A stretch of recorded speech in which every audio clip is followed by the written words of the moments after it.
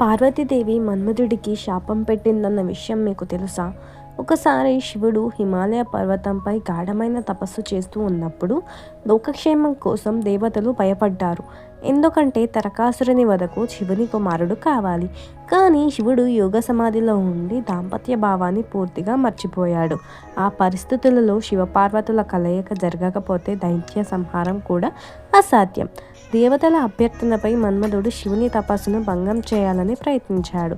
ఆయన తన పుష్ప బాణాన్ని శివునిపై సంధించాడు. ఆ ప్రభావంతో శివుని మనసు క్షణం పాటు పార్వతీదేవిపై లగ్నమైంది.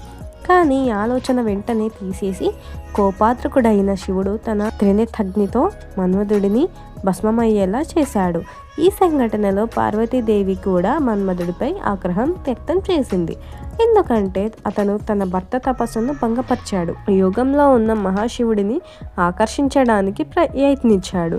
ఇది భార్య ధర్మానికి విరుద్ధంగా భావించి పార్వతీదేవి మన్మధుడికి శాపమిచ్చింది.